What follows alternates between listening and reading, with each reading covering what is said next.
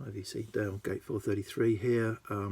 This is a response video. Jeff Calicosilver, his 12 questions thread. I've seen a few responses, but I just watched Jeff's video itself, and hopefully got the definitive lists. I think there are a lot of takes on this that are similar, but I'll try and do my own take as well. So do you lean towards or away from an artist when an iconic artist that dies?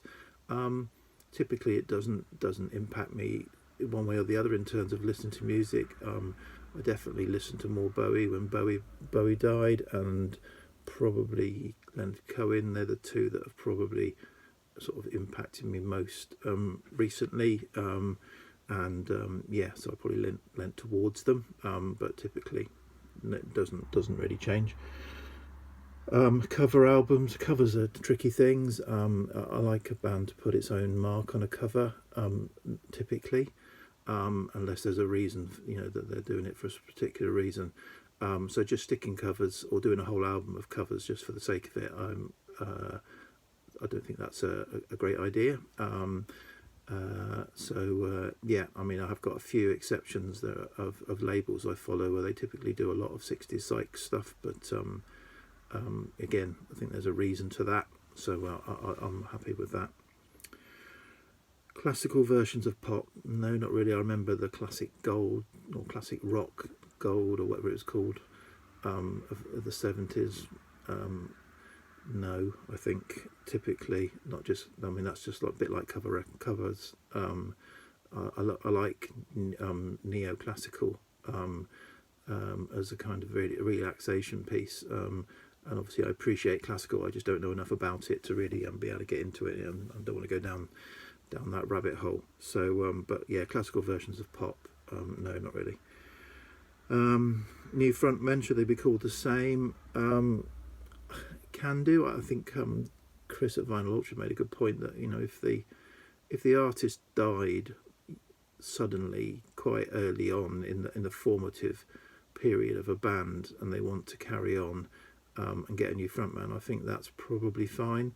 But if it's kind of like an iconic band that's been going for years, and then they just want to, if you like, carry on touring the same material with a new vocalist, again, I'm not so sure about that. But if the fans want to fill the stadiums and kind of get that experience that they can't get anymore, then who am I to judge? Where are we now? Bonus tracks. So I think there's a couple that are kind of linked here. So bonus tracks per se, I don't mind if they're good. I tend to think that the artist typically got it right first time, and therefore what's on the studio album is probably the best take. So they're of interest, and if it's on CD, I'm not that bothered if they're stuck on the end of a CD, because I tend to rip all my CDs and separate the albums from the bonus material anyway in playlists, so that doesn't really bother me.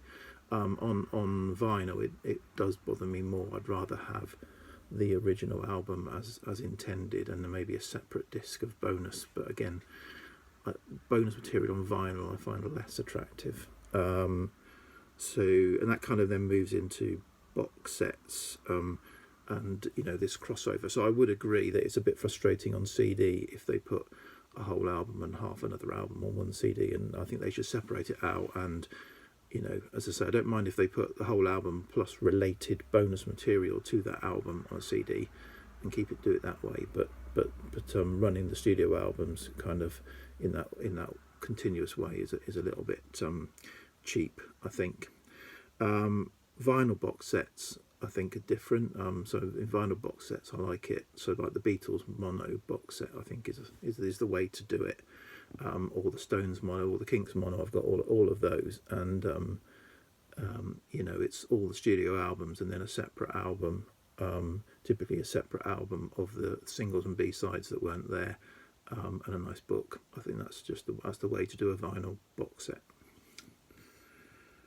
Do I hesitate to read biographies in case it ruins an image? Not really. That's I want to find out about the artist. and you know, I don't want to be protected from any warts that exist. I guess what I will say is, though, I'll maybe check out the person who's written the biography, or sorry, the autobiography. No, the biography. Um, just make sure that they kind of know their stuff. They've got a track record, because I don't want to be kind of influenced by either, you know, a poor writer or someone that's poorly researched, and then kind of get an image, or a leaning towards a story that maybe isn't true. Bum, bum, bum. Act as a defender for heroes no matter what. I try not to, but I probably have done. You know, some artists that I follow, they've done some, you know, particularly as your career progresses, typically you don't, you know, your material reduces, and I've probably defended some stuff, but you know, taking up like Pink Floyd for example, you know, I don't defend Momentary Lapse of Reason, and some of the later stuff I recognise that it's weaker than the early stuff, you know, so yeah, I mean, I don't think I'm a defender. I might probably buy stuff that I probably don't need to buy.